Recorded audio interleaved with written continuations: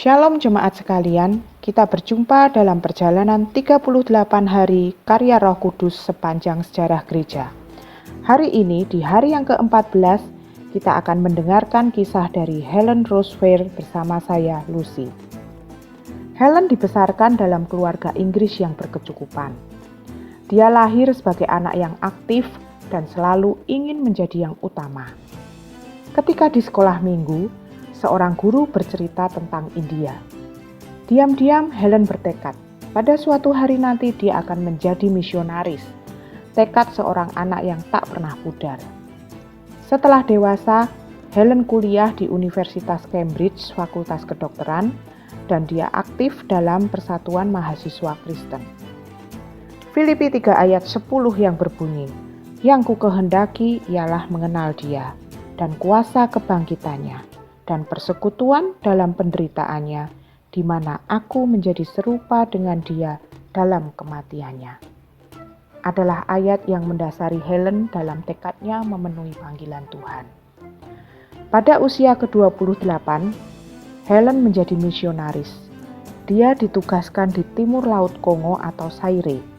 Dia menjadi satu-satunya dokter bagi 2,5 juta orang di sana.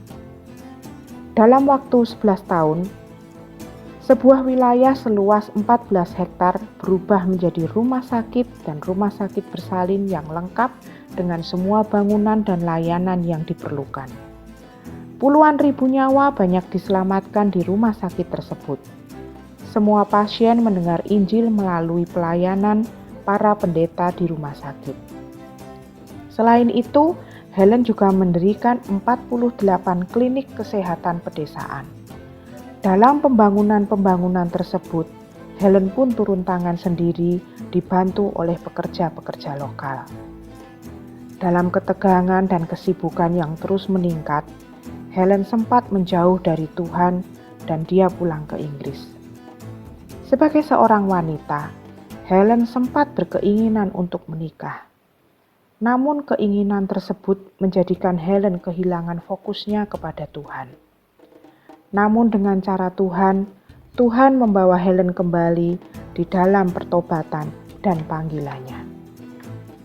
Helen mendaftar kembali ke misi dan bertugas di Kongo. Namun kondisi sudah berubah.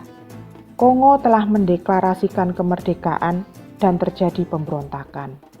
Perang saudara pun pecah. Helen menjadi tawanan selama 5 bulan. Dia menjadi curahan kebencian orang-orang Afrika terhadap orang-orang kulit putih. Dia mengalami kekerasan-kekerasan baik secara mental dan fisik. Syukurlah, Helen berhasil diselamatkan oleh tentara nasional. Saat mengisahkan masa-masa suramnya, Helen tidak pernah bicara sedikit pun tentang kemarahan atau mengasihi diri. Sebaliknya, dia menyampaikan bagaimana Roh Kudus memampukan untuk tetap bersyukur dan mengampuni. Saat kembali ke Afrika setelah cuti selama 1 tahun, Helen melayani 7 tahun di sebuah proyek medis di Pusat Pengobatan Medis Injili di Nyankunde.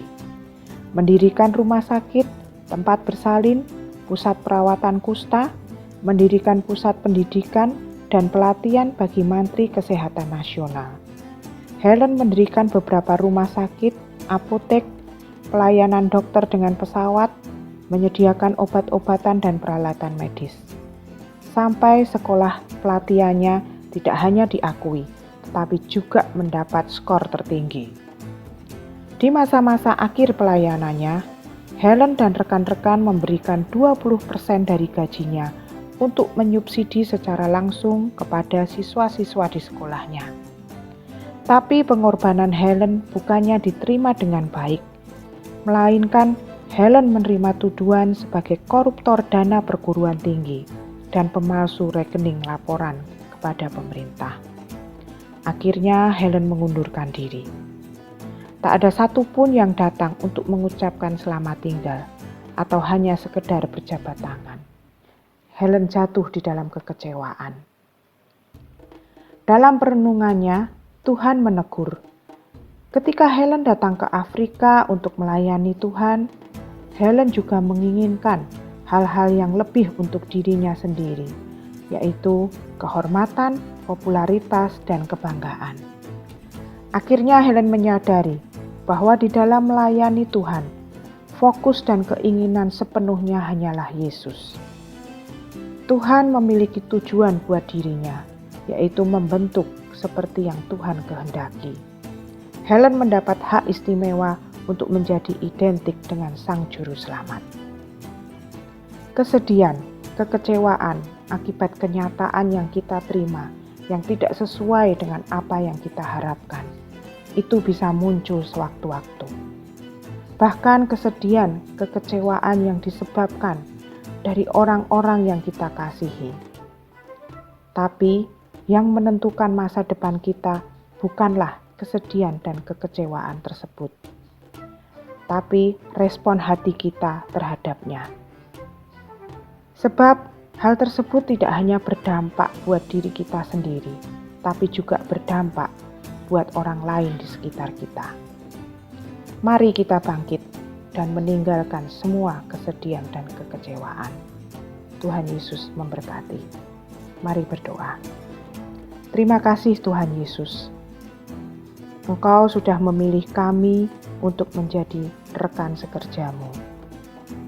Biarlah melalui kisah Helen, kami juga belajar untuk tidak boleh menyerah, walau banyak kesulitan dan rintangan di dalam memenuhi panggilan Tuhan. Terima kasih, kami boleh menerima hak istimewa, yaitu menjadi identik dengan Juru Selamat kami. Di dalam nama Tuhan Yesus Kristus, kami berdoa dan mengucap syukur. Amin.